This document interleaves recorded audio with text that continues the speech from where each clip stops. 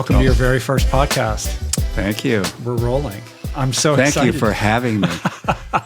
This is a momentous occasion for a number of reasons. I mean, the first family member that I've had on the podcast, and I've been looking forward to this for a very long time. I mean, the occasion is, of course, this remarkable achievement of writing this incredible book, the George Marshall book, Defender of the Republic, that's coming out in July, and we're going to talk about that. I mean, this is like plug. This is a serious book for serious people. You know, it's like 600. I mean, it's like over how long is this? 604 pages. 604 without pages. The notes. I'm intimidated. I've just started to read it, and it's amazing. I'll explain that. It's going to take me a while to get through it, but first of all, congratulations. Thank you. I mean, it's no small thing, and the early feedback on this book has been quite spectacular. You have the Ryan Holiday stamp of approval. He loves it, and you have incredible blurbs from like Walter Isaacson and General Stanley McChrystal. It's been quite something, right? Petraeus, didn't you also? It looks like you're going to do an event with him, perhaps. Yeah, we're doing it in New York in next fall. Yeah. Wow, like the 92nd. Yeah, he'll do like an interview thing, like you're doing. Right, like I think 92nd Street Y is what. No, it's going to be at the New York Historic Society, which is I don't know, different place. Yeah, but he wants to do it. So that's got to be gratifying. So I didn't ask him. He just sort of said, "Let's do this." So right, but how do you even like reach out to those people? Various ways. Yeah, I mean it's quite wily how you've done that. With Petraeus, I had a friend who, your cousin's roommate at West Point, heard about the book and we started corresponding on email. He was head of the army in Europe.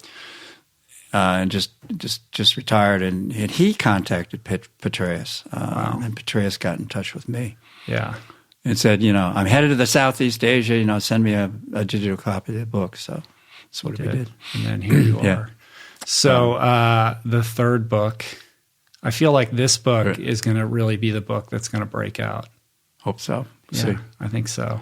Well, we're going to talk about all of that, but I have this opportunity now to talk to you about a lot of things that I've always wanted to talk to you about. And I think the formality of this kind of allows us to explore that a little bit. Like questions that you always have that you just never feel like it's the right time to ask about your life, All right.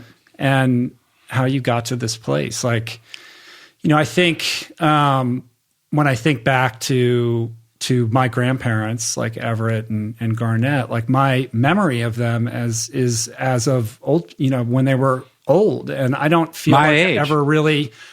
Yeah, it feels like in my memory, of course, is far from perfect. So I remember them being quite a bit older. Yeah. But I'm curious about how you grew up and what kind of parents they were and kind of what kind of kid you were. When I think back, for what it must have been like for you as a young person, I know at one point you mentioned that there was that movie that came out, that Terrence Malick movie that came out called Tree of Life. Yeah. Do you remember that with Brad Pitt? Uh-huh. And it was of that era. And I remember you saying to me, like, that's what it was like when I was a kid. In the 50s. It stuck with me. Yeah. So... yeah, I mean, I had a very, uneventful but very pleasant, perfect childhood. And I grew up in a suburb of Detroit called Grosse Pointe. Lived there until I, went away to college. And my father came off a farm town in middle Illinois, very poor. And I never knew his parents. In other words, that part of my grandparents, I didn't know. There was a farm in Illinois that we visited a couple times. So he was a guy that, came through the Depression and, made his way to the University of Illinois, where he met my mother. My mother was from a much more middle class family, and they met at the University of Illinois right after the Red Grange era. But they graduated right near the Depression, actually on the cusp of it, the beginning of the Depression. So my father was lucky to get a job in Detroit as an accountant, and that's what he studied at Illinois, and worked for the Detroit Edison Company. We were I would say a middle class family in a upper middle class suburb. So we lived on a street with lots of kids. This was post-war baby boom, right? GI country. Bill. Everyone can buy a house and have a car. Yeah, and Detroit's a big car city. So we knew every single car that would come down, and when a Studebaker came that looked, the front, you couldn't tell the front from the back. That was like the biggest thing in our neighborhood. So we put on a carnival when we were kids, 7, 8, 9, 10 years old, for polio. Polio was a big deal when we were growing up. So we had a friend that lived in over the next block who died, of polio. So it was kind of a threat, and everybody thought it was coming from the water, in the lake. The lake, we lived right near Lake St. Clair, so they closed all the swimming. I just received a call 3 days ago from probably my oldest friend, who lived behind us across a field. His name was Charlie Harris, and he was a wild kid who loved chemistry, and he became tenured professor at Berkeley, and head of the department of biophysics or biochemistry. Now he's very famous, but he has Parkinson's. He just called me the other day. Left me a voicemail for my birthday. Wow, it was amazing.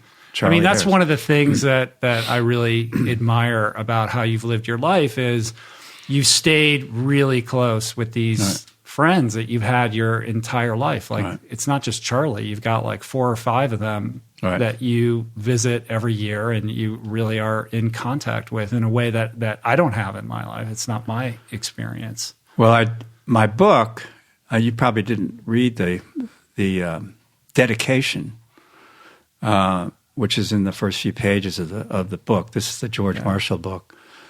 And I dedicated it to Mike and Charlie. And they are 2 of my oldest, not the Charlie Harris, who's the guy I knew when I was 4 years old, but another Charlie. And Mike, who I played football with in high school.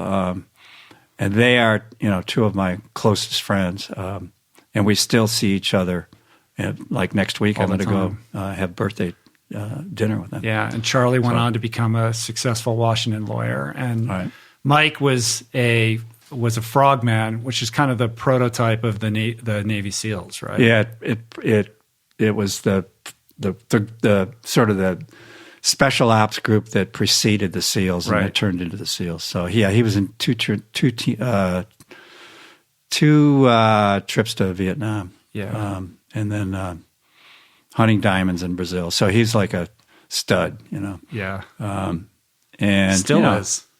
Yeah, well, now he's 79 years old. So Charlie Charlie and I both kind of turned away from the law when we were, 15 years ago. Said we're not going to do this anymore. And so Charlie went to grad school, got a master's in English American history, and then I started writing books. So we kind of went that way. Well, Charlie's an amazing guy. Yep. A true Renaissance man, connector, a gentleman, a very charismatic individual. Right. Good friends. So you grew up with these guys. You end up playing football in high school. Right. I mean, it's an all-American story in many ways. And high school, girls. I met your mother when she was 16. Actually, I met her when we were in 9th grade, but when we were on a trip out west together. I can get into that later, but I met. So I've known my wife now of 50 plus years since high school. So that's like unusual. I think. Well, most of my friends' parents are divorced. You guys have really, made it work over the long haul. Like when you think back on how that unfolded and how you continue to, work on your relationship and, keep the love alive, like to what do you attribute that? Oh, I don't know. It's not like it's not like it's easy to have a smooth relationship over that amount of time. And of course, it's morphed, it's changed. But it's pretty amazing. It is pretty amazing. So, how many years is it? Well, we got married in 1963, right? While I was still in law school. So, ever since then, it's a long time. Yeah, it's getting there. Mid 50s. So actually about your age, so that's,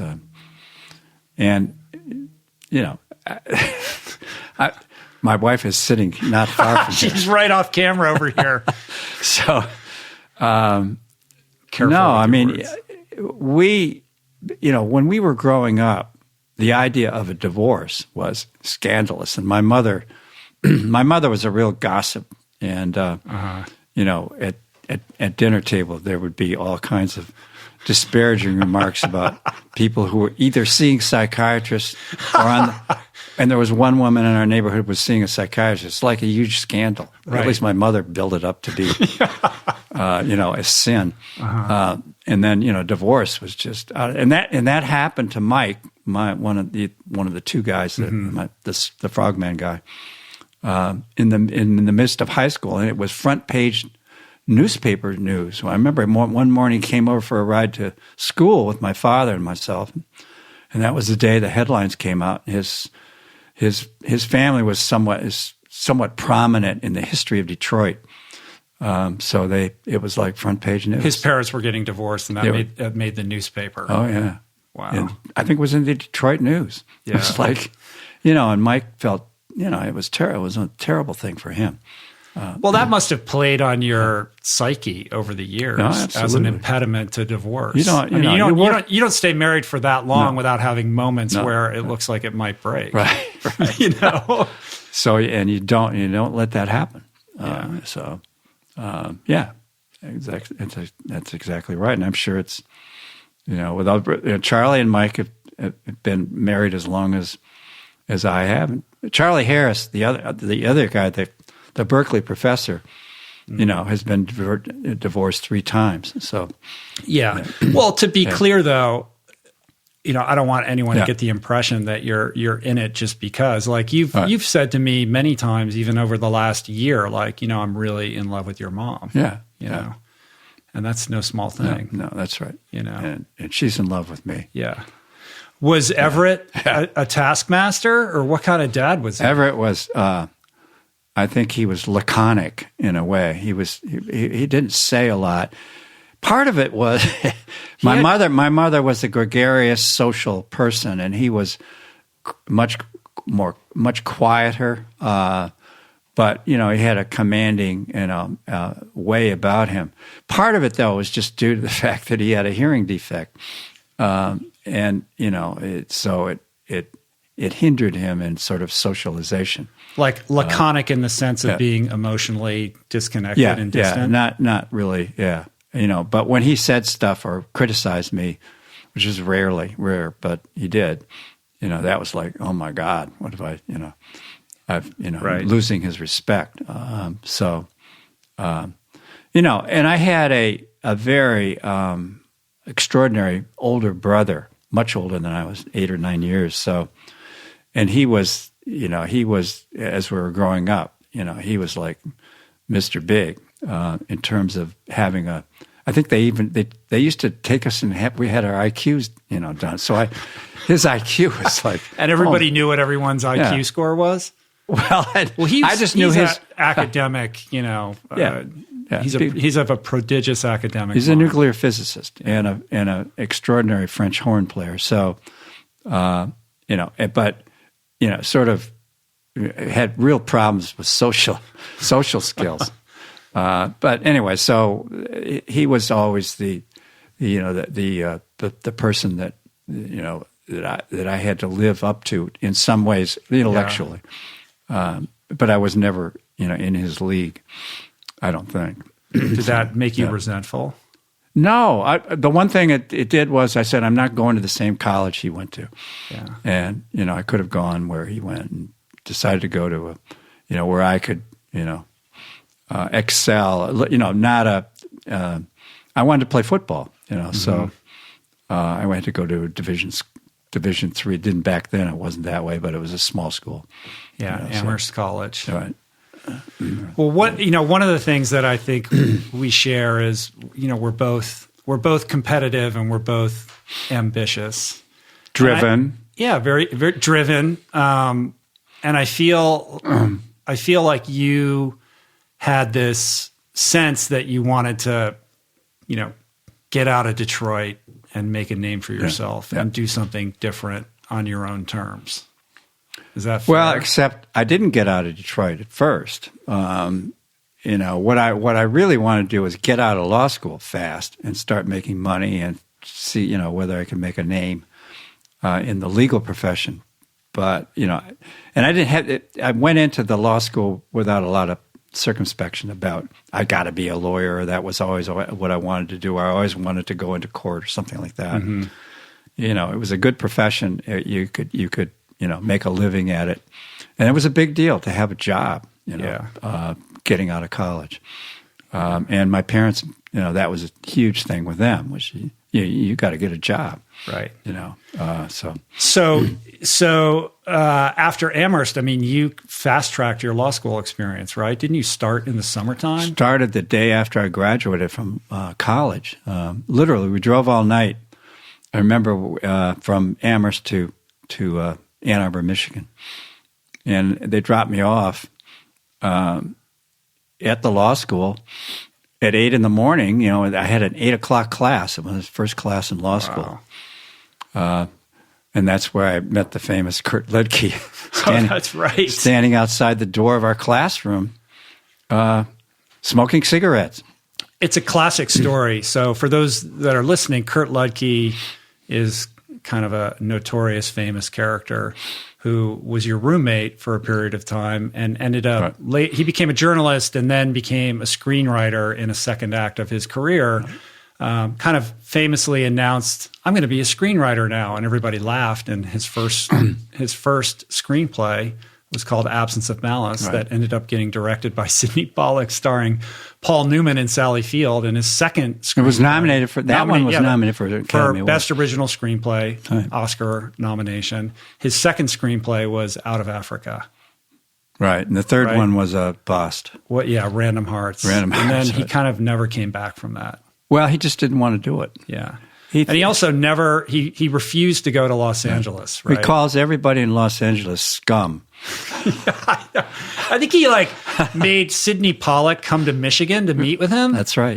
Sidney Pollack, like a legend of, Hollywood filmmaking at the time. But at that time when you met him, he was kind of a carousing, notorious character. Right. We had, in law school, there were four of us actually, living in the law quad, as they called it. But Kurt, he never went to class except if the class was in the mid to late afternoon.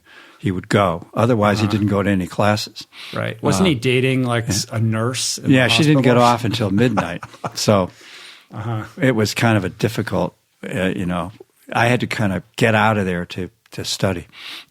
But anyway, we had a good time. Right. And so you then end up getting a job at a law firm in Detroit. You move back to Grosse Pointe.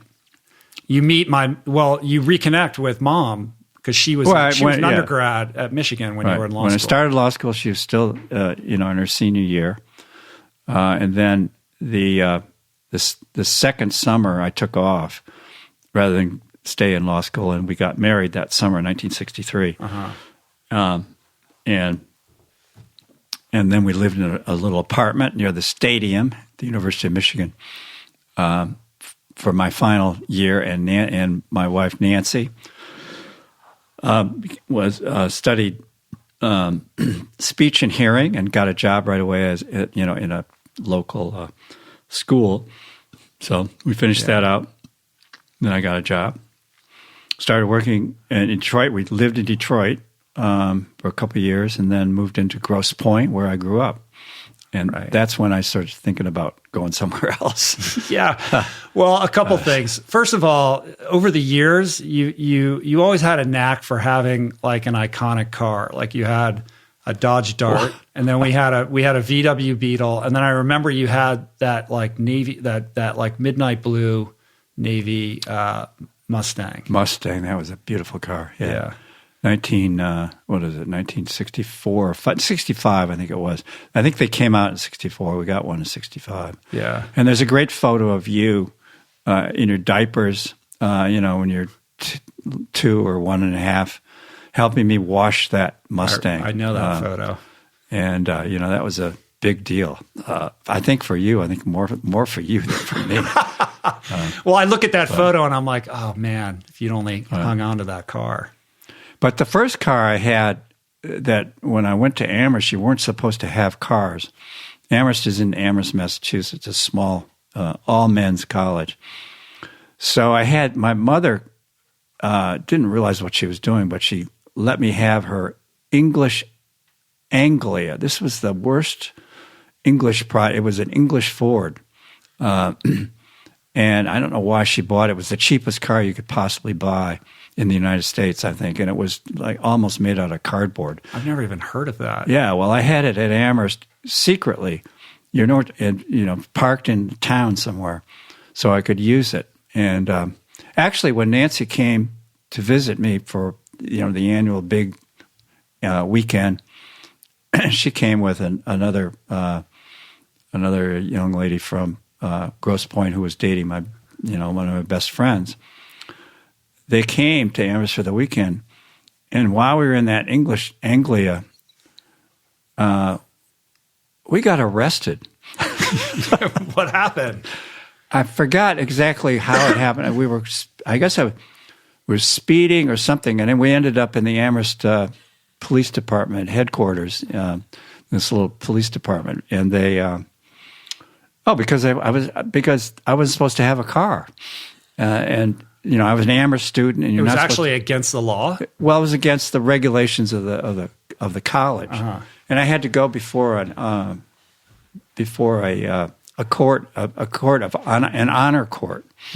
at Amherst, and I don't know, I was suspended or something. Adjudicate this transgression of driving the car without permission of the college, and then I think you could have a car when you were a senior. But anyway, we used to drive that car back and forth from Amherst to Michigan, and it was an adventure because it would constantly break down and so forth. We didn't have enough money to go on the turnpike, so we would drive the back roads in the English Anglia all the way between. Break down on some country lane next to a cornfield. I can't imagine anybody's interested in any of this. I am. Well, I mean, so when does when does this idea of like moving to Washington like enter your consciousness? I mean, was there a sense like this is where the action is? Like I want to be involved in this is where things are happening and important people are making important decisions. And this was Nixon, the early Nixon. And actually, there was a lot of reform going on in Washington. Of course, it was preceded by Kennedy's "Ask what you can, you can do" and so forth. But I wanted to be a big time antitrust lawyer, which means litigating against corporations on economic issues and breaking up big business, that kind of thing. I was really entranced with the idea of there's too much monopoly power in the American economy, and it was an exciting field, and I couldn't get enough of it at the law firm I was with in Michigan. And then this book came along, who now this one of my really good friends, a book called the first expose of the big law firms in Washington. and it was called The Super Lawyers.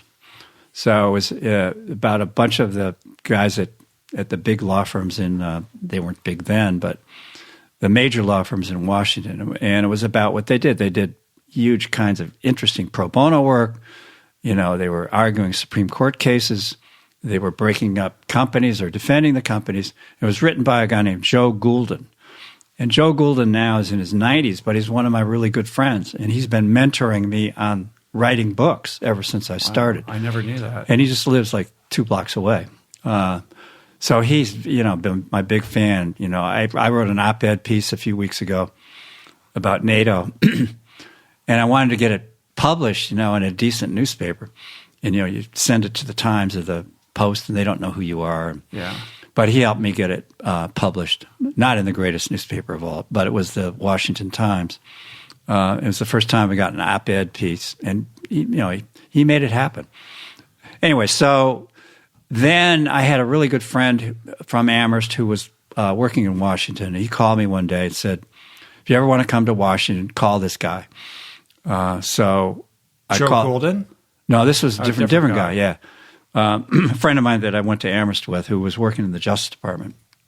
He said, "If you ever want to do antitrust in Washington, call this guy." So I called the guy, and he was an FTC guy, recruiting lawyers. And at the time, Ralph Nader, and nobody who's listening to this had probably ever heard of Ralph Nader. Yeah, maybe not. But, he's famous, perhaps most famous for the Pinto thing. Yeah, right. Ralph Nader had this group of hotshot young lawyers that were called Nader's Raiders, and they went into the FTC, the Federal Trade Commission, and they identified all kinds of scandals and corruption and so forth. The FTC pre-Nixon was filled with a lot of Southern guys that were just kind of living off the land, and so as a result they had a lot of investigations. They cleaned house, and they brought in a really respected chairman of the FTC, Miles Kirkpatrick from Philadelphia, and he was staffing the FTC with all these young hotshots, and I wanted to be a young hotshot. So I got a great job there. I was just very lucky, and I headed up, a quarter of the antitrust cases that they were doing. I had 28. Suddenly, I was 32 years old. I had 28 or 29, 30 lawyers working for me, and we were investigating the oil industry. Mm-hmm. It was like heaven, Or that we went after Xerox at the time, which had 99% of the market in copying. So we were, and we had economists, and we went around. And there was like a new energy in that organization to really affect change. And it was the best job I ever had. And I probably should have stayed in it longer, but stayed in it for 3 years. And there was a lot of esprit. It was we versus them. The best lawyers in Washington were always on the other side. So we were the young guys that were trying to break them up. Right. We probably wasted a lot of I'm sure we wasted a lot of taxpayer money on our cases. But we sued the oil industry, which are the big 8 companies under a new, shared monopoly kind of theory. So it was lots of fun. How long were you at the FTC? About 3 years. 3 years? Yeah. I thought it was longer than that. No, it's 70. So I was out. Went in 1972 and came out about 3 years later. And I always thought I'd go back to my law firm in Detroit because I was a partner in that law firm. Mm-hmm. And they wanted me to come back and so forth. But I decided to interview. So with law firms from the FTC, you had to be careful ethically about starting the interview process. But the big law firms are looking for people, coming out of the FTC and coming out of the Justice Department to defend the companies that are being sued by all these guys. Right. So I actually came close to working for Sidley and Austin, which was the Chicago-based firm that was handling all the ATT. After I left, at about the time I left the FTC, they were going after the whole AT&T telephone system and breaking it up. So Sidley and Austin was defending all those companies, and they wanted people like me. So I went to Chicago, interviewed them, and then also was interviewed by the firm I ended up with going to, was Steptoe Johnson, because I had met the head of the antitrust practice at Steptoe when I was in the FTC. He was on the other side of the case. But ultimately, this presents a scenario in which you're jumping the fence and changing sides, right? Was there any kind of ethical dilemma around that? Didn't cause me a lot of problems. This was a very prestigious law firm in Washington. They were bringing me in as a partner. If I'd gone in that firm as an associate, I don't know whether I would have made partner. I didn't go to Harvard or Yale Law School, which is where most of them came from: Harvard, Yale, Stanford. Yeah. So Michigan was, it was a top-ranked law school, but it wasn't in the higher. Right. So this was your entree, your opportunity to kind of come in and with the big boys, see if I could swim in that atmosphere. And how old were you? Like 35? I was 35. Yes, 35. But that was about the age when you became partner at that point. Right. But I had to prove myself when I got in there. So I think I was 6 or something when we moved to Washington. Mm-hmm. So I must have been 10 or something like that when you joined Steptoe. Yes. Yeah.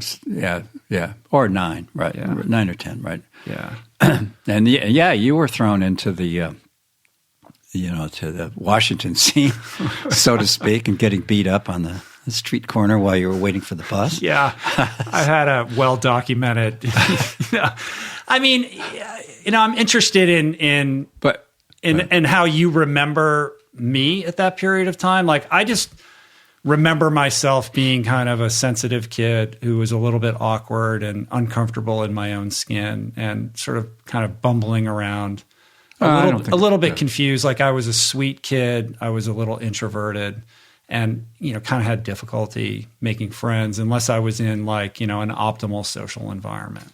Well, yeah, but you had, your best friend was Eric Melanie that lived right behind us. We had a neighborhood. Yeah, it was you ride your bikes around the neighborhood and all that kind of good stuff. And you went to the Bethesda Elementary School. It seemed like you were doing pretty well. But I know you were somewhat awkward. I think at Bethesda Elementary, I didn't really know what was going on, and then I don't think I was off to an excellent academic start, but perhaps around the time that you joined Steptoe, suddenly we went from, very much middle class to you then, having, making a much better living. Yeah, right. And then you were able to send me to St. Patrick's, and that was like an incredible environment in which I thrived. Right. And I kind of, came out of my skin at that period of time. I can't remember how you got to St. Patrick's. I have no idea. A bus or your mother drove you? It wasn't close to home. I think you drove me or took me to a bus. I think there was a bus stop. Yeah. There was one of those, like at one of the circles, Westmoreland Circle or something like that, where you would drop me off and I'd take a bus. But I remember when you were waiting for the bus, or was it? Yeah, well, you were waiting for the bus. And there was that guy that used to, make your life miserable. Oh, well, that was Bethesda Elementary, I think, taking my hat and all that kind of stuff. Right. Yeah, there was a lot of that. We were worried about, there was this tough kid in the neighborhood, that was harassing you. But we were, I think it was, from my perspective, I didn't think you were, certainly not having academic problems or, learning or anything like that. You were a smart kid. You liked to read. You were picking up on everything. We played around with sports because I was, interested in that. In soccer, that didn't seem to go so well. Yeah. I mean, I played soccer for a number of years, but I was absolutely, hopeless.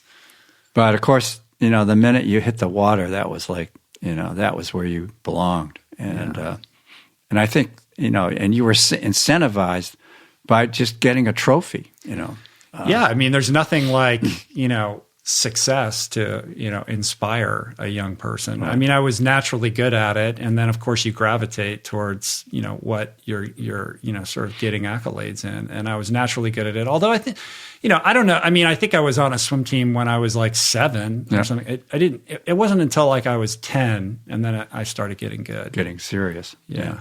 And then it became like kind of really serious. But, I remember those St. Patrick years, like in elementary school, very fondly. And then I went off to Landon, and that became a whole different story. Yeah, I know. I'm sorry about that. There's nothing to apologize. I mean, I remember being very excited to get into that school. I mean, it was like this prestigious prep school, and you had to apply, and it was a big deal. And I wanted to do well, but I in retrospect, looking back, like I don't think it was the right environment for me. Well, St. Patrick's though are the ones that said you should go there. Did they say that? Yeah, they said, well, we don't think you should go to St. Albans because I don't know what, because Sidwell doesn't give you enough structure, and they were the ones I think that sort of directed you there. And so it's their fault. I think they had a lot to do with that. But anyway, it was not far away, and it was and I felt for you in some of those situations.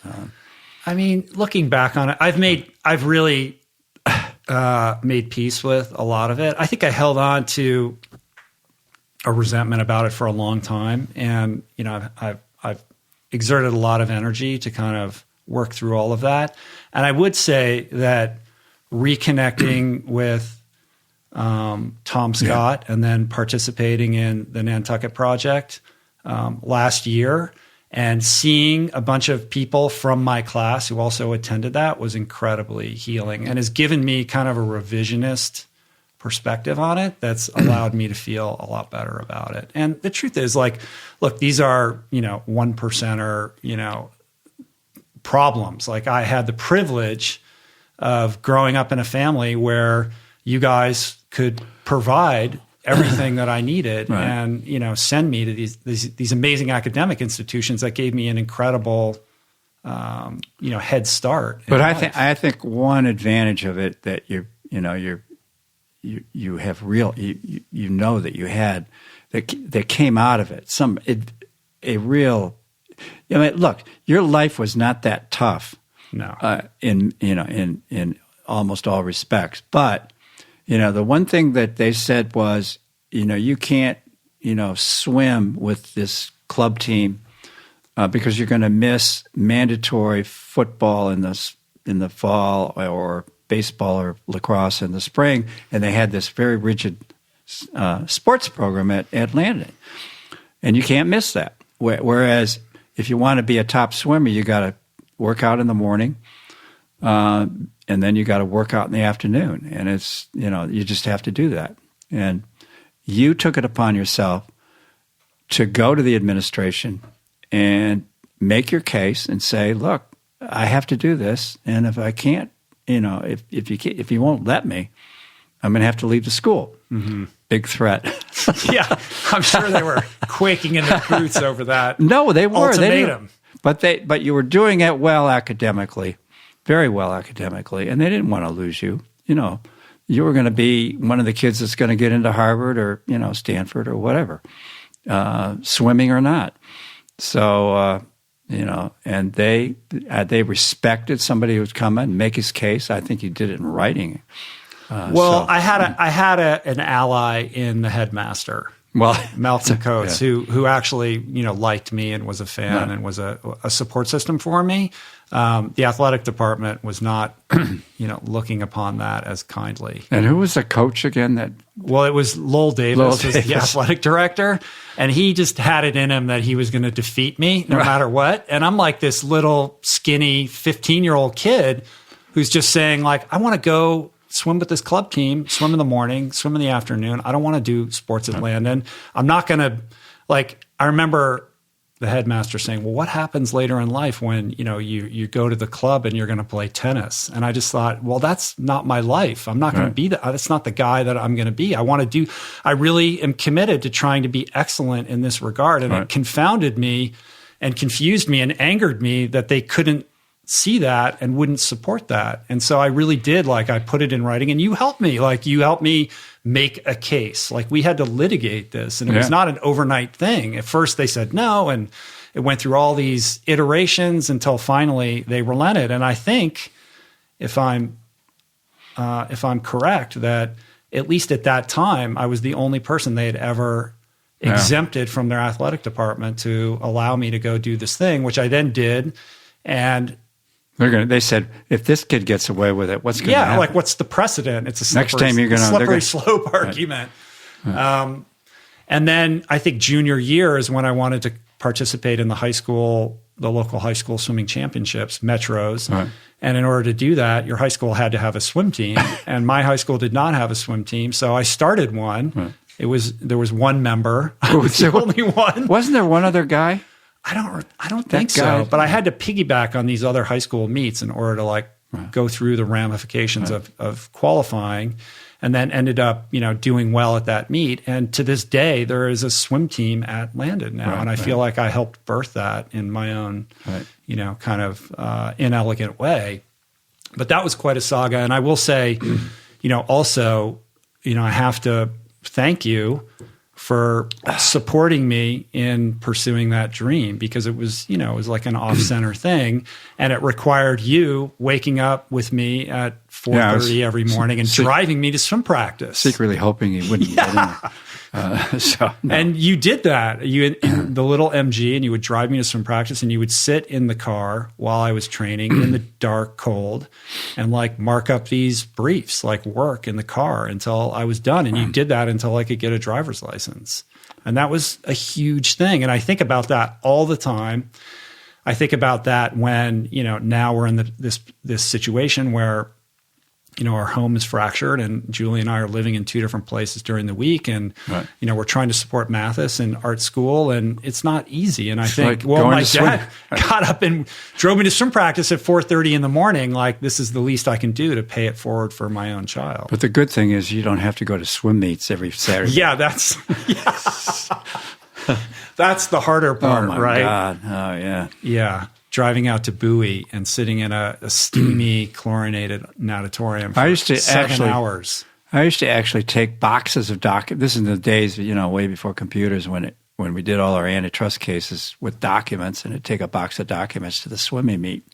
Yeah. I could finish a whole box during a swimming meet, because people who aren't used to that don't realize it, but their child only has about 2 minutes of glory during an entire day. 8 hours of, and driving to these, places way out in the middle of nowhere.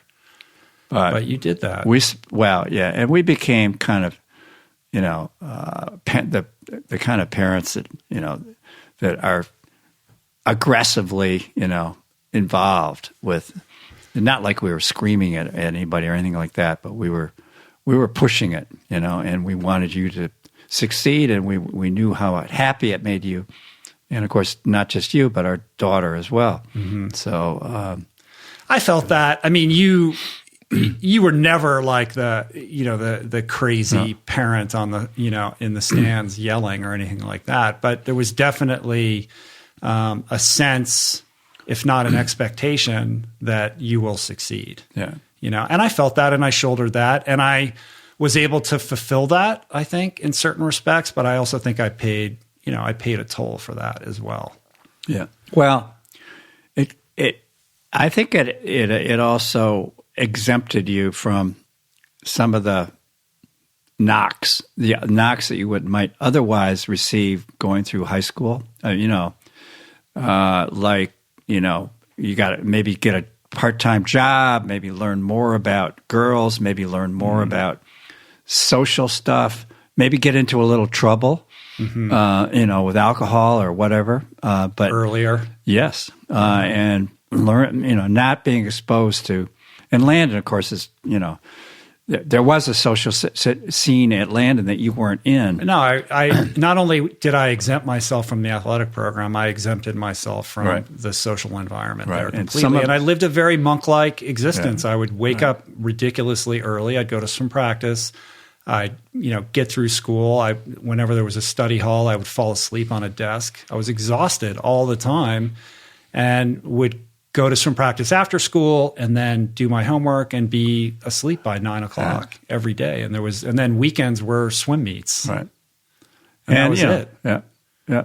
And the kids at Landon knew that that's what you were doing.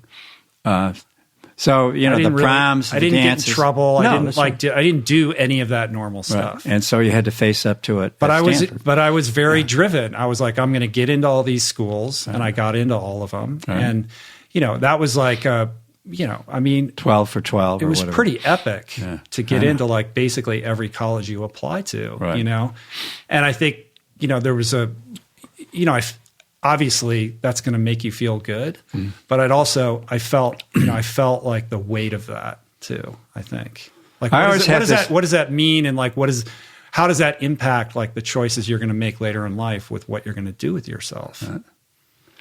I thought an interesting thing, that I always thought you and Neil Phillips would go off to Harvard, and talk about Neil Phillips and how he was regarded at Landon, and how you were, and how you came together. Sure. So Neil Phillips was the best athlete in our school, and Landon School was a boys' prep school. It was small and exclusive. There were only like 60 people in my class.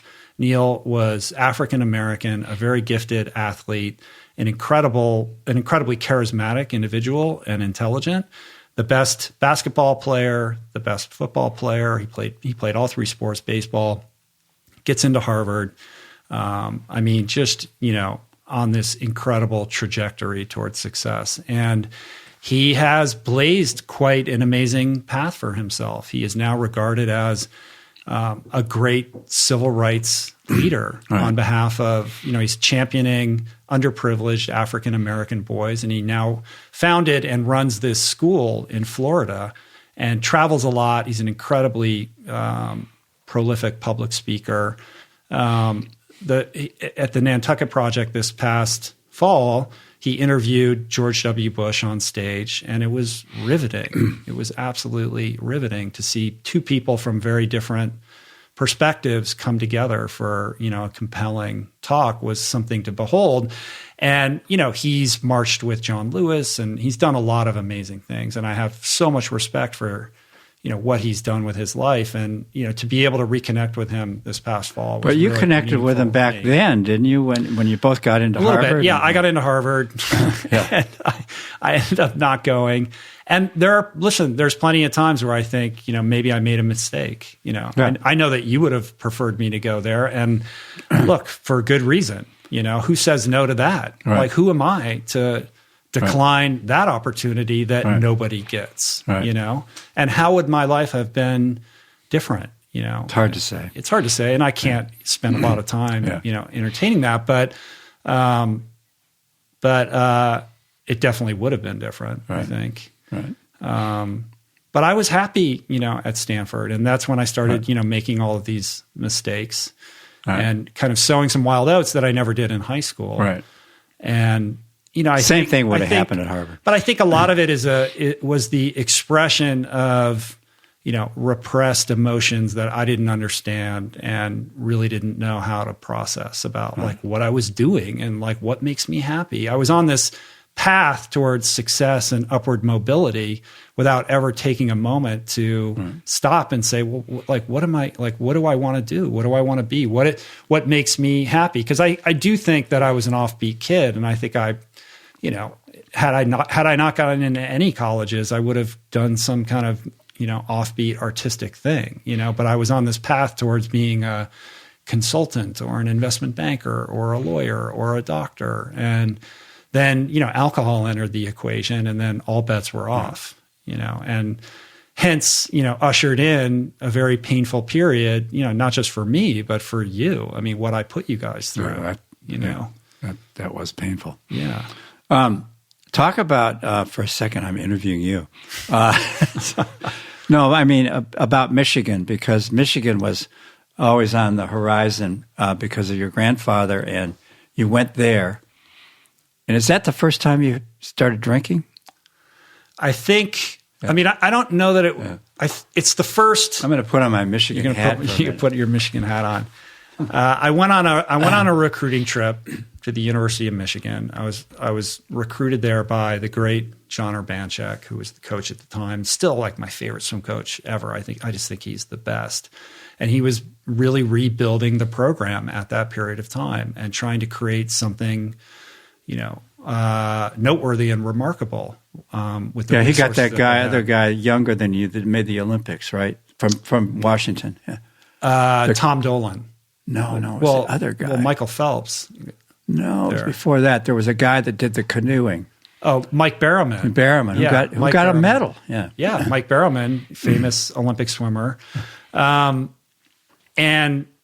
for those that didn't read my book or are kind of coming into this, green. No, I forgot it's in your book, right? Yeah, but a lot of people who listen to this haven't read the book. My mother, who's sitting right over here, her father was a champion swimmer at the University of Michigan in the late 1920s and early 1930s. I believe he was captain of the team in 1929. An Olympic hopeful.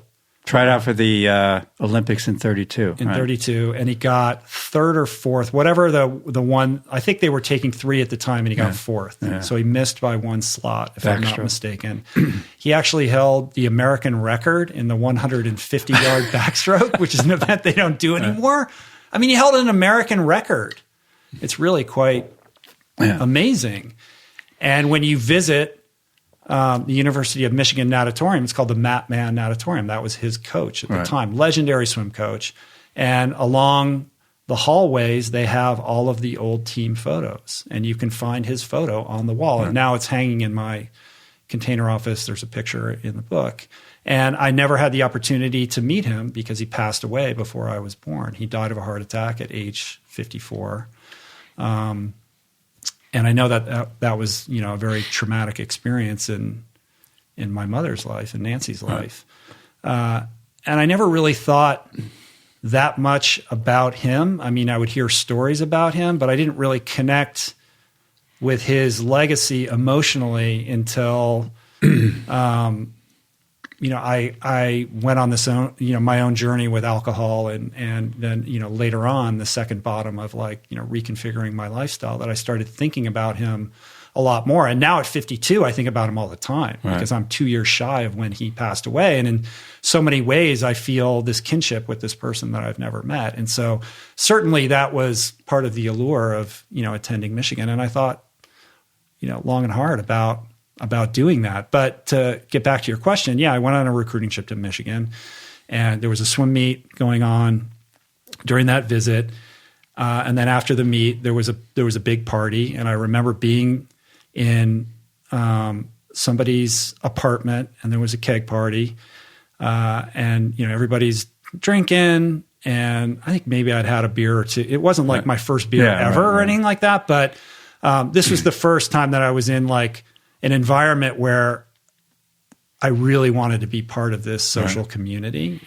I really looked up to all of these athletes. And there was one moment in particular where there was the diver, Bruce Kimball. Oh, Bruce Kimball was there? Who was the most famous diver in the world other than Greg Louganis at the time. Right. Olympic medalist. His father, Dick Kimball, was the diving coach. Yeah, right. And Bruce Kimball. They were from Ann Arbor, yeah, right. Bruce Kimball, Bruce Kimball, had a beer in his hand, and he did the most amazing thing that I've ever seen to this day, where he was holding his keg cup of beer, and from a flat foot, he jumped up in the air and did a backflip and landed on his feet, holding this cup of beer, and he didn't spill any of it. And I thought, that is the most amazing thing I've ever seen. Whatever that guy has, I want it. And I was like, I'm in, let me have a beer, and I got loaded that night, and ended up partying with him.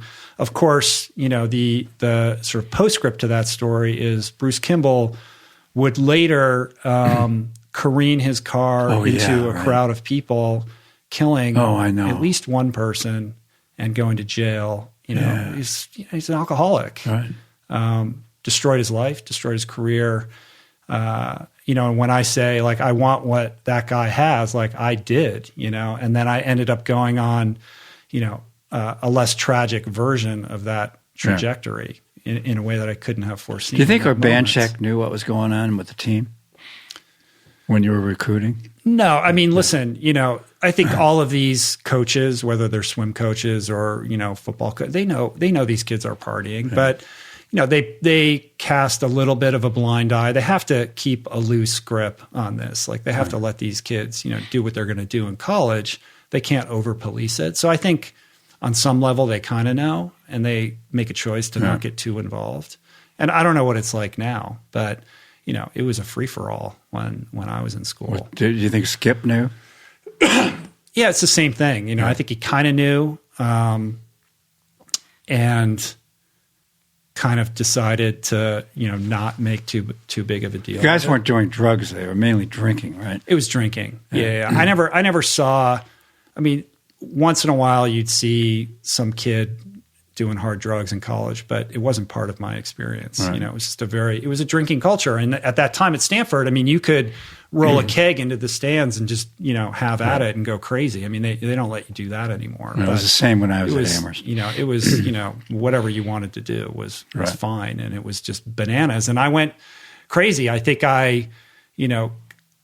coming from a very structured environment to having that kind of freedom, I was ill prepared for that, and I wasn't mature enough to handle it. And I just went full on. But I think there was something tweaked inside of me because my relationship with alcohol was just different from everybody else. And I had if not a conscious awareness, a semi-conscious awareness of that from the very beginning. It just would take a very long time before I would do anything about it. And, it just progressed over time until it got, really dark and terrible. And I put you guys through a huge amount of pain for which every time I crossed terribly sorry. Every time I crossed Pico Avenue coming from the airport, I think about you used to live up there. Yeah, well, I lived on Marine off Main Street, and there was that time when you came and visited me where I was really at my nadir, and it was after the wedding that went awry and all of that, and it was just a super dark moment where I was like drinking in the morning. It was a Rose Bowl. It was a Rose Bowl. We went to the Rose Bowl. That's the last time Michigan. I can't even think about that weekend without getting really upset. Yeah, it was really it was hard, not because of the pain that I was in, but because of how I conducted myself with you, Right. But I think ultimately that precipitated, the solution. Because that was after that visit, you were like, I'm done. Like you're kind of on your own. We know what's going on, and if you want help, we're here from you. But we can't really participate in this anymore. Well, we helped you get some help. Yeah, which was, but I'll never forget that because it was partly because of Michigan. It was the Michigan national championship game. They ended up sharing it with Nebraska, but it was Woodson and so actually had a pretty good time that day. At the actual game. Yeah, because you got me onto the field. I was standing in the end zone, during the third quarter of that game. But anyway, I wanted to, just publicly acknowledge that, the support that you showed me during those difficult times, like really allowed me to get the help that I needed and to change my life. And, it was just a really hard time for all of us. Very, very hard for us, Nancy and myself. Because we had never experienced a problem in our family like that. We had death, Nancy's father death. That was, and then her brother died. And her brother too. On top of it. But sort of a breakdown, in the family dynamic was very, very difficult for us to deal with, and we didn't know how to deal with it, and we didn't want to talk about it a lot, with other people. Here was our son, really in trouble with alcohol. Fortunately, seeing a guy that got you into the rehab, which and then we all traveled to that, and that was like an amazing eye opener for me and Nancy and Molly, who your sister, who Family Week, who went. I was chairman of the law firm at the time, and part of the reason I stopped doing it as long as I could have was that this whole thing, upset my life a lot. Not in the sense that I wanted to quit law or anything like that, but it was just like, hey, there's more out there, and there are other things I can do than just keeping my head down and doing my 3,000 hours a year, or and trying to run the law firm. So it was a time for it was a it actually was for me personally. In the end, it was a positive thing to have gone through that. So I don't feel, and I felt, you think about a lot more about life. So part of me also regrets the call I made. I sort of triggered this whole thing in a way in terms of your path, because I remember when you were on the waiting list at Cornell Law School, and I think the waiting list somewhere else, Georgetown or something. Yeah. And you were spending the summer in New York, and got onto a movie project where you were helping out with a production of a movie. And I called you up, it was almost Labor Day, and said, if you want to go to law school, and I'm not suggesting that you should or shouldn't, but you're going to have to get your stuff together and be there in 3 days. Yeah. If you want to go. And, that was sort of like, what if that didn't happen? Well, that was one of those pivotal moments. I mean, I was, I had been a legal assistant at a big law firm in New York City, and that kind of ended. And I'd applied to law school. I got rejected everywhere. I was on the waiting list at these two schools. And in the meantime, I was a production assistant on this low budget independent movie, which I was about abortion. Right. It was called Rain Without Thunder. Nobody saw it. But that was like the greatest job ever. My job was to drive the talent around. So I got to pick up Jeff Daniels from the hotel. Oh, I didn't know that. And drive him to set. And I got to ask him all these questions about working with, this director and that director and the theater company that he had in Michigan. Who else? Like Steve Zahn was in that movie. Linda Hunt, remember from The Killing Fields? No, the really short woman. She won an Oscar for that. I got to drive her. I mean, it was, I was getting coffee. It was low on the wrong job, but it was really fun. But I was not in a good way. And yeah, I didn't even have an apartment anymore. I was like couch surfing at friends. So you didn't even know how to get a hold of me. Right.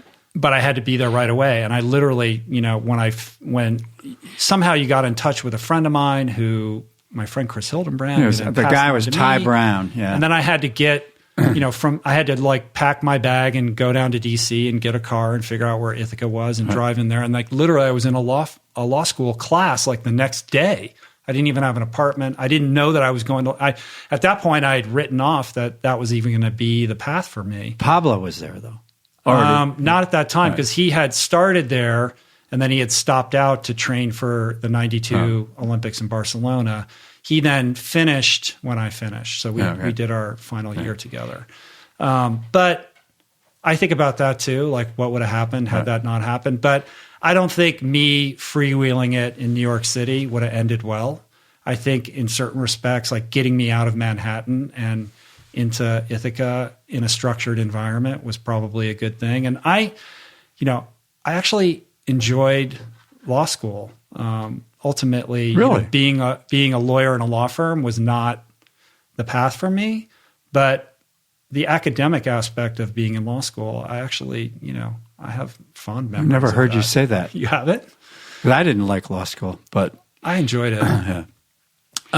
But yeah, I mean, that could have been, life could have been very, very different had that not happened. But, here we are. I know.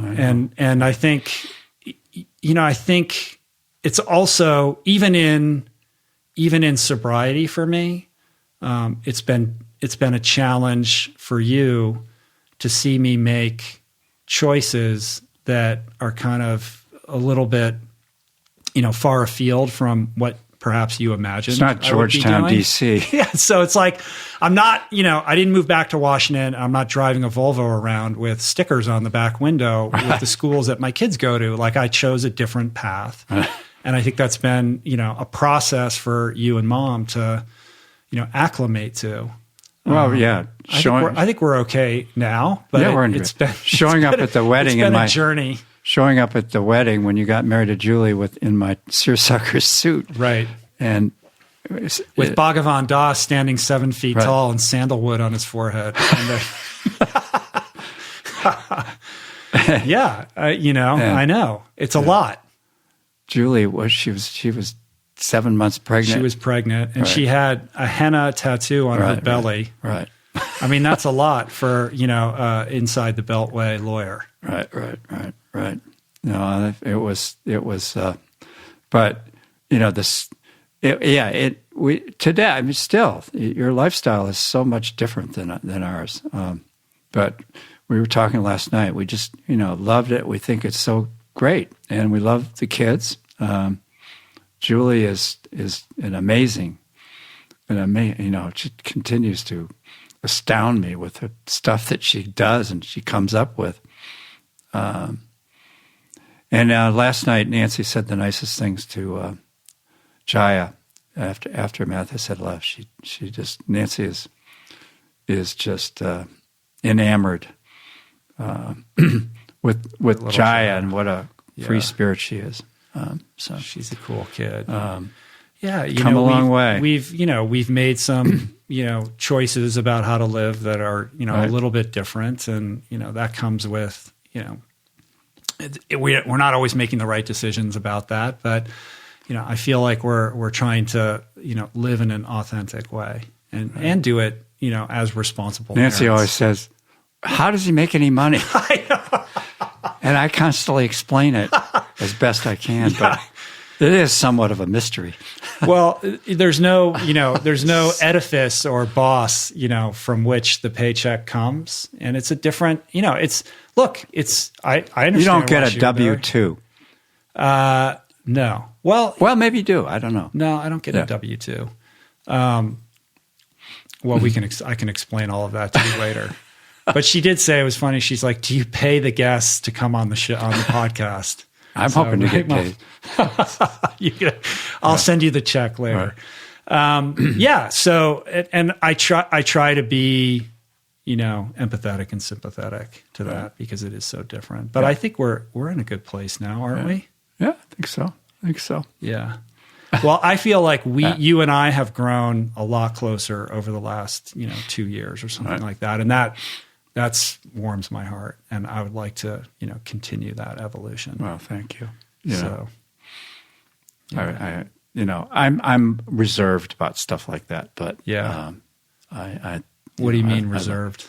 Well, I have more trouble talking about our relationship and, how much I love you and things like that. So that's just we don't have to do it in a public forum. It's the way I am. Well, let's talk about George Marshall. Oh my God! Please, are you ever going to get to it? Yeah, the book. This is why I'm here. I know. Well, first of all, it's your third book, right. And tackling something like this, is such a huge commitment of time and resources and energy. Like, how do you settle on your subject matter? Like, why did you decide, like, George Marshall is the person I want to spend the next 5 years with? Yeah, it's a progression because of all three books actually have a common person that runs through them, and it's the founder of my law firm, Steptoe Johnson. Right. So the first book was about Louis Johnson, who was Secretary of Defense under Truman, fired by Truman, famously, and replaced by George Marshall. So there's a through line. That through line. And then Harry Hopkins, the second book, was Roosevelt's one of Roosevelt's closest advisors, and lived in the White House for 3.5 years, and was a former social worker. But he and Marshall, of all people, became really close friends. And that Marshall used Hopkins to get to Roosevelt, or he was a form of communication to the White House, because George Marshall did not want to get real close on a social or intimate relationship with Franklin Roosevelt. Mm. It was a moral code that he had. So I almost abandoned the Marshall Project because my first agent and publisher, did not like my original proposal. Actually, it was a much shorter treatment of Marshall, but they didn't. I don't think my agent really got it, and she didn't really know, sort of that era, that time frame. So I switched agents, and they encouraged me to make it a big book, and they encouraged me. I said, you've got talent as a writer, and you can do this. So that's why it got to be as big as as long a book as it's possible. Well, also there was like this treasure trove of documents that were recently discovered, right? Yeah, a lot of stuff. Well, the question, there's been biographies about Marshall. There's a 4-volume, 2,000-page biography that was sort of the standard thing back in the 80s by a guy named Forrest Pogue.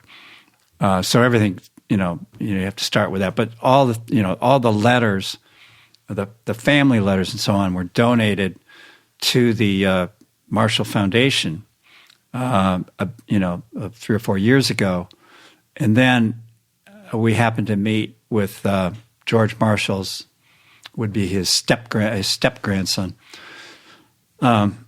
Marshall had no children, and he had this favorite stepson named Alan Brown, who was killed in the war, in World War II. That's a big story, part of my book.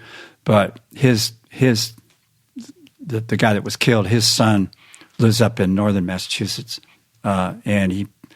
We went up. Nancy and I went up to visit with he and his wife in this little farmhouse. It's up on the border between Vermont and Massachusetts on the Connecticut River. And he pulls out this box of documents underneath a bench in his den. Started pulling things out, and that just went nuts.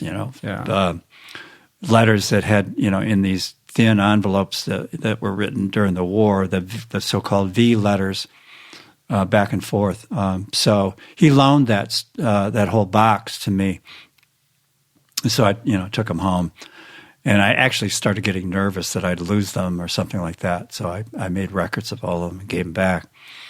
But for example, the battle map that was in this guy's father's hand when he was leading a tank on the way to Rome, shot in the head with a sniper. But the battle map itself just gave me chills because I had a piece of Marshall's history. Yeah. So the thing about Marshall, though, is character. And if you have to say anything about the book, it's just you say what is it about? What is it? It's character. Yeah, I mean, look, we're talking about a guy who's, arguably the most distinguished military leader since George Washington, right? And, a guy who 5-star general who had a career that spanned 50 years under 10 presidents and all these different incarnations, from great military leader to, being Secretary of Defense and Secretary of State, and winning the Nobel Prize, and being a leader in World War I and World War II, and then ultimately all the way through the Cold War. I mean, this guy's legacy is just it's insane. But he's always kind of been perceived as this austere, stoic, aloof. Nobody could really kind of get a handle on his personality or his character, and that's kind of what you've been able to crack here with this. Well, I hope so. But it's not easy with him. He is a very, very difficult character to get a handle on. But with the letters from his, to and from him, his favorite, the son he never had, his stepson. Right. He married his first wife couldn't have kids. Right. She had a heart condition. Right. And died. And then he marries this actress later. Yeah. and, gets this stepson, Alan, who's kind of the son he never had. Right. And ends up sort of pulling some strings to make sure that he got into this tank battalion that ultimately leads to his demise. Right. So there's that ironic thing. Marshall pulled strings. He never would do a favor for anybody, but he did for this kid, headstrong stepson that he really loved. Got him into the 1st Armored Division, which had just finished with Kasserine Pass and was going into Italy. And of course, Marshall, from a strategic point of view, never wanted to be in Italy anyway. He had this fight with Churchill over that. But anyway, stepson they pull strings for, gets into Italy, and then gets killed. And actually, his wife, Catherine, the mother of Alan, knew that she found out that Marshall had pulled strings to get him into this armored tank unit. And she was mad. Well, yeah. That could be considered an unforgivable. And he wrote Alan, he said, keep this confidential, but your mother is really angry about how I got you into this stuff. But, when he was killed, it was, obviously a devastating thing for his mother and everybody else. But so that story that's sort of a backstory that goes into talking about Marshall and all of his accomplishments, setbacks, mistakes. But probably his greatest moment and the moment he'll be remembered for was a speech at Harvard in 1947, where he was not a great speaker, but he gave the speech that introduced the Marshall Plan, what became known as the Marshall Plan. He never called it the Marshall Plan, but it was called the Marshall Plan, and it was the economic plan that the United States financed that saved Western Europe. Right. Rebuilding Europe. It was originally called the Truman Plan, right? But Truman's popularity was in the gutter at the time. Well, Truman said, don't call it that. Anything that they send up with my name on it is going to, what do you say? Anything that they send up to the hill with my name on it is going to quiver a couple of times, fall onto its belly and die. He said, right. Even the worst congressman, even the worst Republican will vote for something if it has Marshall's name on it. Yeah. So anyway, he's called the man with a plan, but he did so much more. So I have this great reverence for the way he conducted himself and the strong character he had, because he could have been president. He could have been anything. Right. He turned down the job of leading. Well, Eisenhower became president because of Marshall. Marshall could have had the job of leading the Normandy invasion, which incidentally is the 75th anniversary in June. But Marshall could have had that had he asked for it, and he wouldn't ask for it. So the president wanted him in Washington at the time, right. And he was able to kind of, set aside his own personal ambitions and his ego for what was required to do the job, which goes to that issue of character. I mean, do you think time and time again, this is a guy who's like so disciplined in how he compartmentalizes his personality in order to kind of do the job, and he's continually, from like building, the military complex as we know it today from scratch, and reinvigorating the officer corps, like all of these things, like the legacy of the work that he did back then, we're still living with. But do you think, like, had he, like, what is the price that he paid for, ascribing to this, ego is the enemy kind of, stoic mindset? I mean, could he have been president? Like what would his path have been had he allowed himself to? He probably wouldn't have been a great president, because he was so, he had this moral code that he was much more inflexible, I suppose, with respect to politicians. He had he just wouldn't play the game. A form of contempt. toward the political side of things. And he had a terrible temper, which he managed to control most of the time, but sometimes it let loose. The people that have blurbed the book, and there are about 10 of them, I think now, some famous authors and, the generals and so on.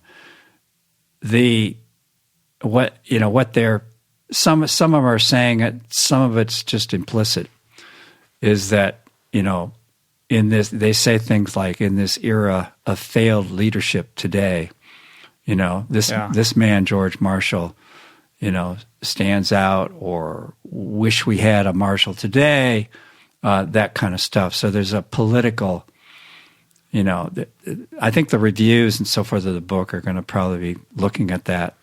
Yeah, the timeliness of it, because the juxtaposition of his moral character, in contrast to what we're seeing, currently, the amoral, like kind of, hoists him up as this example, that, or this kind of archetype that we need to reconnect with. And probably the person today that most resembles Marshall in terms of his behavior and character is General Mattis, who of course resigned because the president, I forget exactly what the president didn't do that he wanted to do, but there were series of things. So many things have happened since then. It's impossible. So Mattis was kind of a monk-like character. He wasn't even married, or isn't never married, but is kind of regarded as the same sort of person who, is above it all.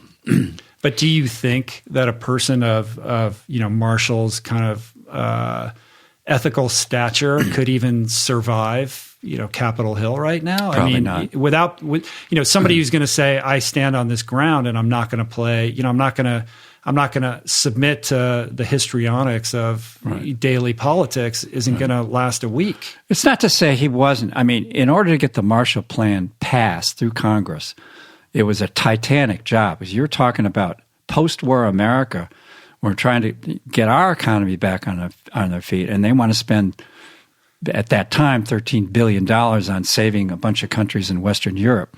So the selling of that Marshall Plan was a hugely political exercise, and Marshall because he was regarded as nonpartisan, had a huge role in basically lobbying the congressmen. So it wasn't like he was one of the reasons why Roosevelt wanted him in Washington was because he was good with Congress. So I'm just saying, the political situation, his political expertise, it was a different kind. Now, if he were Secretary of Defense or Secretary of State under Trump, I can't imagine it would last, for more than 6 months. Right. He might have let a few things go by. But if he's getting continually undermined or contradicted or belittled, either that or somehow he would have captured Trump as he did Truman. Truman just, revered Marshall. I mean, anything Marshall wanted, but Trump would never do that, in my judgment. So. I mean, what are the kind of lessons that we can draw from this guy's example that are relevant to helping us kind of understand, finding our way forward in this climate? Character matters.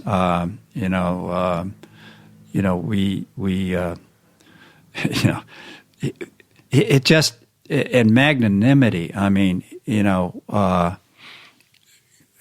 David Brooks wrote a great little book about character. And I just heard him on a podcast the other day. He's had quite a revelation in his personal life. I know. And the recent book, and people are wondering whether he's Christian or Jewish and all that stuff. And that's kind of beside the point. I know, well, but they are. And so, in any event, character matters. Are we ever going to get back to the point where we have these kinds of people in our government? We've been hearing a lot about the Bush family recently because of Susan Page's book about Barbara Bush, and Susan Page is a good friend of ours. And, you know, the last kind of president that bore any resemblance and had a cabinet that bore any resemblance to the way it was with Marshall is George H.W. Bush, probably. And are we ever going to get back to the era where we have moral people that will take stands on principle? Well, there seems to be a split, and I'm interested, you know, in your perspective on this as somebody who's lived in Washington for a very long time and is steeped in, you know, politics as, you know, a Beltway insider. There's the perspective that what's happening now is an anomaly. That's and what we have to weather it out, and you know that ballast will find, you know, its neutral point. You know that it will swing back towards some semblance of normalcy. Right. And the other camp, which is things are never going to be the same. You know, we've created a different system, and we've accepted certain things and created precedents for which, you know, it's unclear. I'm afraid what the future holds. Yeah, I'm concerned about that. And what do like your colleagues, you know, on Capitol Hill, like what is the, you know, kind of inside banter on all of that? I think that the communications that we have now in getting the information out and how quickly it gets out, by tweet, and all the social media has changed it probably forever, you know, and we have to react much quicker to everything. So I do think that we're never going to get back to sort of the old days of George H.W. Bush and that kind of, you know, it's elitist. It's the Brent Scowcrofts and those kinds of people. And, you know, Cheney and Rumsfeld, I think, you know, in terms of the cabinet that George W. had, took us part of that way in terms of, you know, not having the, I don't know, the standing, the strength of character that somebody like Marshall or the predecessors have had. So I think there's probably a permanent shift that isn't good, and we're not going to come back to it. So I'm not the identity politics, the idea that we now have, you know, 20, probably more than 20. I think de Blasio is about to move into the Democratic candidacy. Everybody's running for president all at once. It's unbelievable. One-term senators. I heard a joke the other day. Somebody said like they could just throw in a name with a stock photo of somebody to see if they could if it would just fly under the radar. Until somebody said, "Wait, who's that guy?" It's the guy from the Abercrombie and Fitch catalog. Yeah, and I haven't even heard about Howard Schultz lately, but you know, I haven't hered anything about him lately. So you know, everybody thinks, well, if Trump can pull it off, you know, somebody else. So. You know, and I'm worried about what will happen when Trump loses, which, you know, a good chance he will next time around. You know, the transition, and you know, when he's out of power, he'll be in it. He'll be causing just about as much trouble as he is now. Yeah, it's not. He's not going to go quietly into the night, no matter what happens. No, and what is that going to look like? Terrible transition.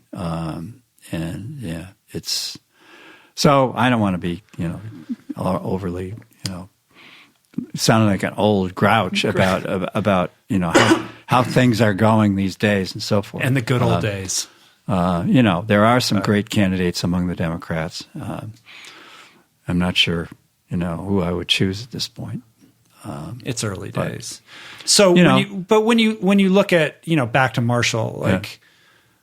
When you look at his character and his, you know, incredible capacity for leadership, like what are some of those leadership skills that we can extract from his example that you'd like to see more of? Like if somebody's listening to this and they're running a small company or they're a coach or a teacher, like what are these, I'm interested in kind of like how you distill down what it was about him that made him so effective. Well, I think his choice of people to be put in various jobs. He didn't like self-promoters. He didn't. He was selfless himself to an enormous degree, and so he chose people that weren't self-promoters. He chose people that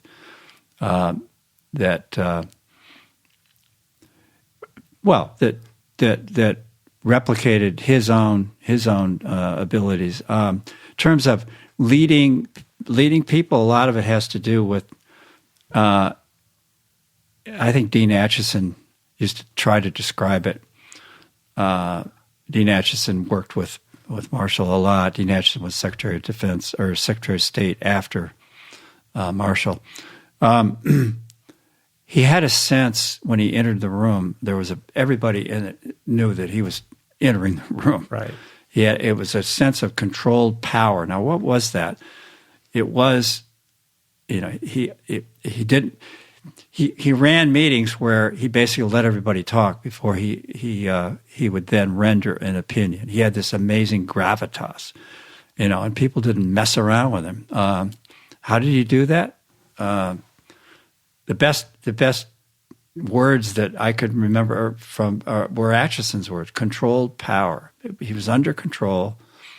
Everything was business-like, rapid fire. It was all serious stuff. No joking around. No, bullshit.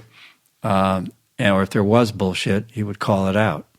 But he let everybody else talk, until they were done, and then he would say, "Okay, this is what we're going to do." Right. He was not, he was not a good speaker, public speaker, notorious, read speeches. He was more effective in small groups. I think everybody knew he lived by a moral code that was above most others, and they did not want to displease him in any way. He said, he used to say to the guys that worked for him, women. Actually, he was a fairly important promoter of women later when he was Secretary of State. But he would say, don't worry the problem. Don't worry, I don't want to hear about how the trouble you're having with my just assignment. Solve the fucking problem. Just do it. Yeah. I don't want to hear about that stuff. When he was trying to figure out how to design the Marshall Plan, he didn't design it. He found the brightest guy, in the State Department, George Kennan, and he pulled Kennan out from the War College or wherever he was and brought him into Washington. This is right after he became Secretary of State. He set up a policy planning thing. Anyway, he explained his vision of a Marshall Plan to help Western Europe. And he said to Kennan, you got 3 weeks to come up with a plan. And Kennan said, well, what do you want? You have any guidance or whatever? Yeah. He said, yeah, avoid trivia. Now, he may have said a few more things than that. But Kennan already knew that, in fact, what Kennan wrote back in 1946 about Russia is so far. It was such a perfect analysis of the way the Russian, people and their governments are and have been ever since. So they're doing the same thing today that Kennan talked about back in 1946. And in what respect? Marshall found that they were paranoid. There was a paranoid, not just Stalin at the time, but now we're dealing with Putin and all the people since between them. Borders. It's all about border security.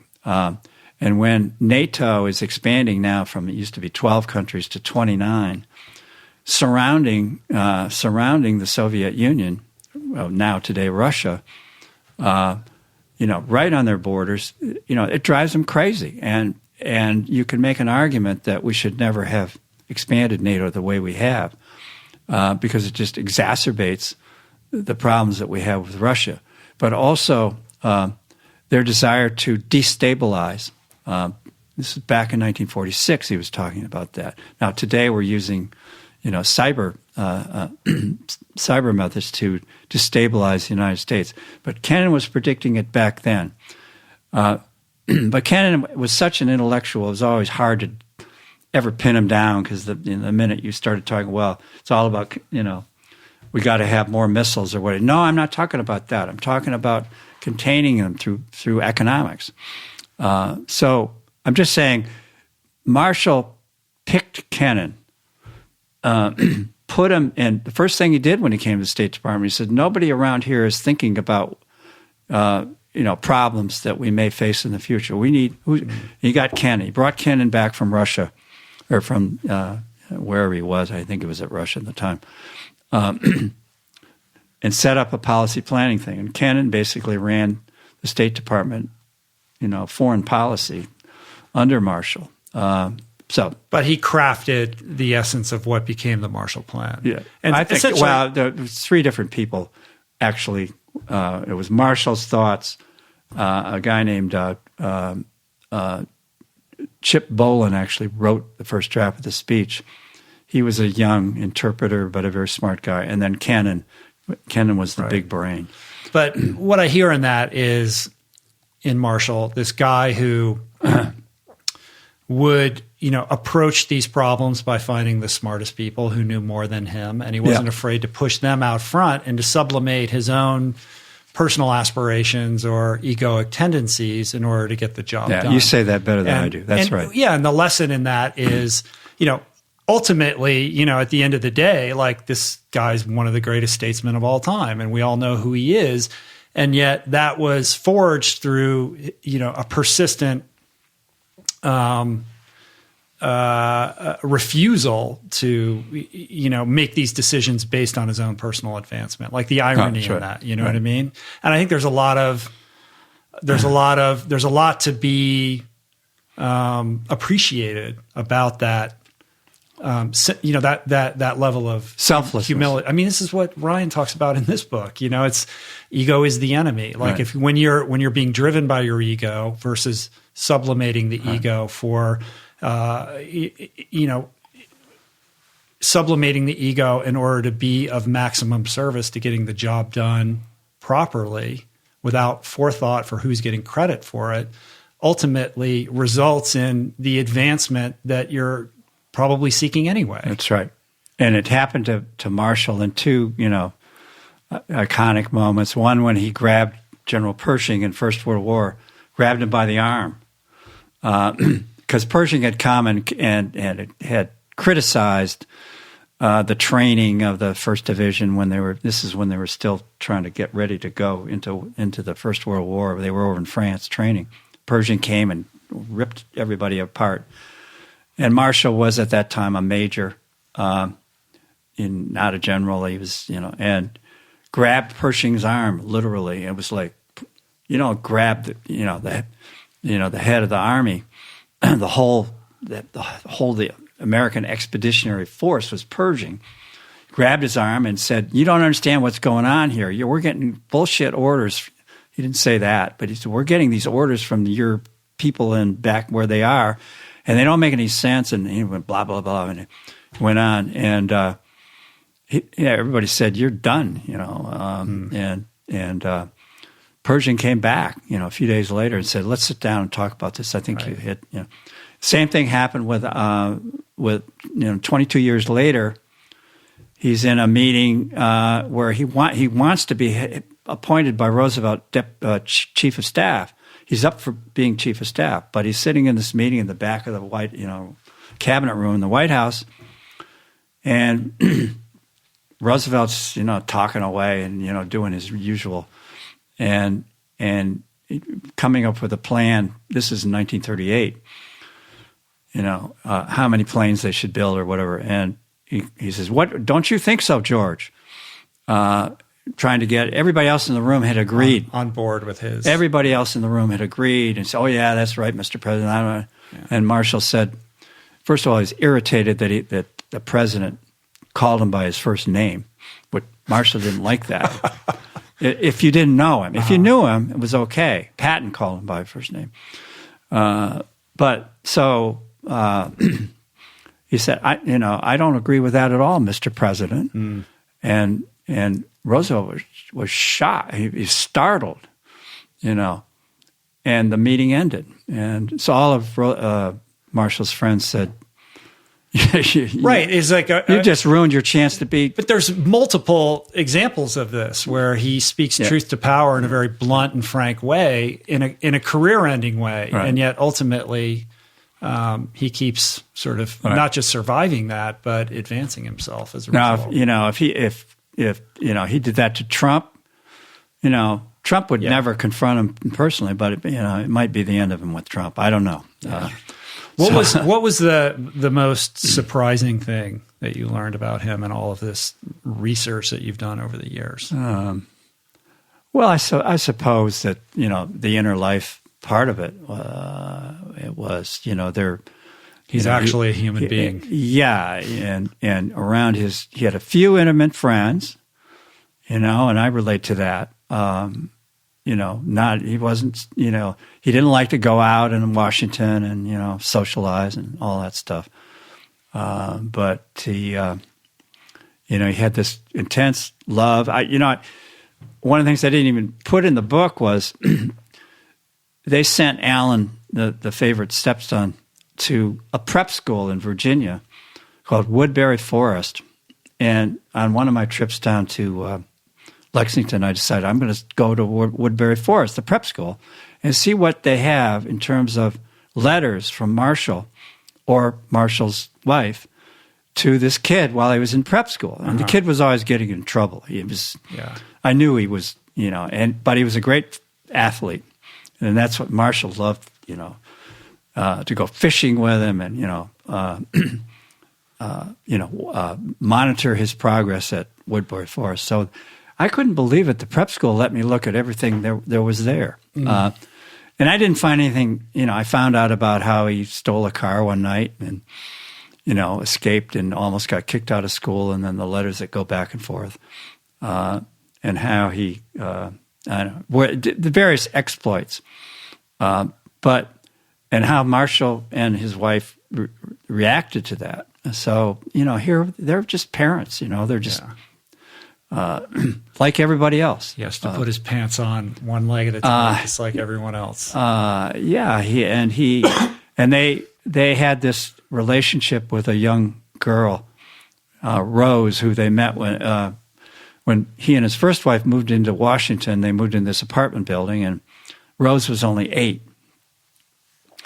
And she was precocious, and she saw Marshall in his uniform and started talking to him in the elevator, and he just, he established a relationship that went for the rest of his life with her. Wow.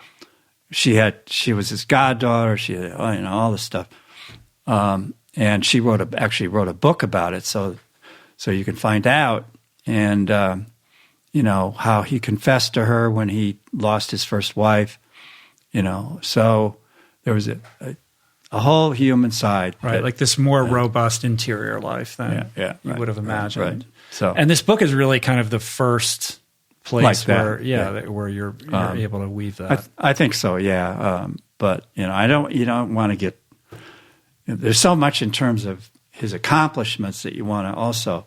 So you got to figure out the balancing that of what he's doing in the Marshall Plan versus and then there was a year in China which defies description, where he's supposed to negotiate a coalition government between the communists and the nationalists. Right, like between Chiang Kai-shek and Mao Zedong, right? And how hard he tried and how that ultimately was a failure, right? Terrible failure. Terrible failure, but he spent too much time trying to do it. But again, and that was where he wouldn't take no for an answer. Everybody said, "You're never going to be able to do this." Of course, they were right. But so he made a big mistake in terms of civil-military relations. He almost crossed the line with Roosevelt, and he had all his reasons, but he engaged in a sort of resistance to civilian authority for maybe 3 or 4 weeks. When he because he stands as an example of he observes the distinction between civilian authority and military authority, but he violated that that code. But he came back from it. What do you think? I mean, Truman sort of famously sounded this warning bell about the impending problematic nature of the growing military-industrial complex. Well, that was really Eisenhower, it was Eisenhower. It was really Eisenhower. That was Eisenhower. That was his famous speech. Right, that famous speech. Right. What do you think Marshall would think of what that has become today? Well, I think he'd probably have some of the same reactions that Eisenhower had. But the one thing that he began promoting, and it's why Stanley McChrystal likes this book is so much about Marshall. He believed that as a result of what happened in the Depression, one of Roosevelt's brainchilds was creating the Civilian Conservation Corps, where they took all these young, at that point it was all men, young men, 18 years old, whose parents, didn't have jobs, 25% unemployment. So he took all these young men and moved them into camps around the country, and the Army ran it. It's like a New Deal thing? Oh, yeah, this is the New Deal, 1932. Actually, by the summer of 1933, this plan was put together, and they were moving them all over the country, putting them in tents, and they were chopping trees down, and they were planting bushes in parks, and they were building dams, and they were doing all kinds of stuff. Well, Marshall was involved in that during the Depression. He first of all, he ran the Southeast Division, and then he did. But he loved the idea of how these men from all walks of life would come together, and it was a unifying thing, and it was also about being a citizen. So he took that concept from the Depression and he started promoting it, and he actually got a lot of traction right after the Second World War with a bill, universal military service. As a way to avoid a large standing army. And of course, we have the voluntary army today, but in other words, instead of having to draft these people from scratch, if you ever get into a conflict, you'd have everybody, it would be like Israel. You would have 2 or 3 years of mandatory service. They're ready to go. Now that doesn't, in today's world, it might be more national service, and that's what Stanley McChrystal is promoting today. Not getting anywhere with it very far, but the idea of having citizens, that learn about citizenship by doing something, helping something, getting paid by the government, maybe, which would be hugely expensive. But he always loved the idea of national service, and he had great respect for how.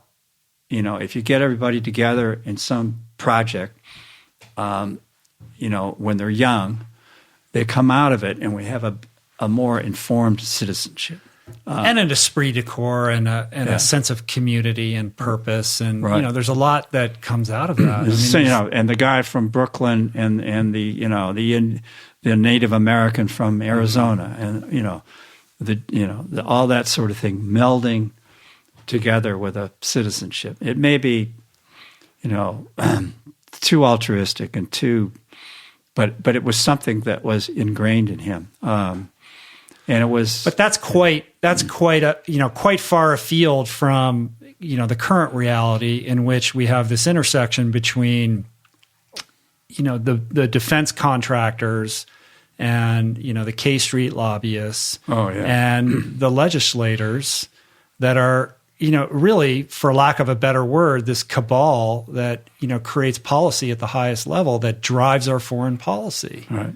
And that was what kind of the crux of my question, like what would Marshall think of that? Like, that's very different from the esprit de corps of some kind of national service, right, where the amount of money and influence that gets peddled into decisions around how we're ramping up our military and our spending, and how that trickles down into decisions that we make overseas is, it's disturbing.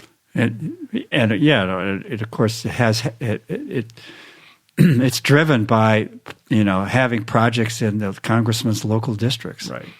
And it's a jobs program, right, rather than what do we really need for national defense. Right. And trying to shut down any of these programs is impossible. Right. And that's troubling. Yes, it is. And I'm sure it would trouble Marshall. There's no question about it. He was so far removed from, he used to do budgets and all kinds of things like that. But, he never went out and, had to have sort of a regular job. Uh-huh. His wife, bought his wife had money. The second wife or the first second wife? Yeah. She came from a family of back in the Civil War. They made money in the South, but she bought the houses. Right. She bought a house. Well, there's that famous house, the Dodona house in Leesburg. That was her. She bought that. And I don't, Marshall was offered tons of money to write his memoir. This is another thing about him. Everybody writes a book today. Right. But he had all kinds of people after him all the time to write a book, memoir. He could have made, untold amounts of money. And most of these generals are doing it. Right. It'll be interesting to see whether. But he had a rich wife and he was living in a really nice house. Yeah. So he didn't need the money. I don't think they ever lacked the other. Although they had a mod. She bought the house in Leesburg, and then they bought this one-story house, part of the way down south in North Carolina, where he spent a lot of the later years. But he was getting a salary from the Army until he died. Wow. But he famously did not. He said, if I wrote my memoirs, I'd have to, talk about some people that I'd rather not talk about, or some issues. I won't. I don't want to disparage anybody. Yeah. He had a wonderful, unbefitting of a man of that, kind of moral latitude. Right. But he was friends with George Patton, and Patton really went after Marshall to be close to him. But he understood Patton. Patton understood Patton needed to be. He was the combat general that that everybody had to have. Mm-hmm. So when Eisenhower was trying to decide whether to get rid of Patton because of the slapping incidents that got in all the newspapers, Marshall said, "No, we got to use him. We'll use him after we get into Normandy. As soon as we get into Normandy, we're going to put him back in." Mm. So they used him as a decoy before Normandy. So he understood people like that, but he didn't respect Patton for his peccadillos. And his self-promotion. Mm. Which was highly effective. Yeah. Patton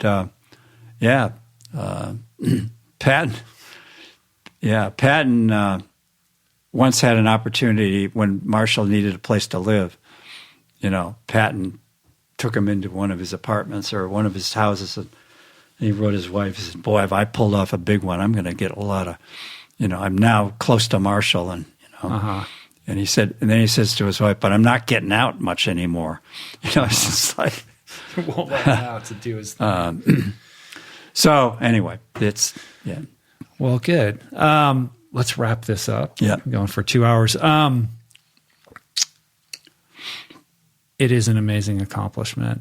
I'm super proud of you. Thank you. It's going to take me a while, like I said, to work my way through it, but I am looking forward to it. Don't worry about it. No, I'm more enthusiastic now about reading it, and I'm just delighted that you accomplished this. I mean, it's no small thing, and I'm super excited for everybody to have a chance to read it. So it comes out July 9th. July 9th. Yeah. And we're hoping to have an event up in the at the Chief of Staff's house in late June. I'm not sure that's going to work yet, but where we kind of launch it. I'll have some books available by then.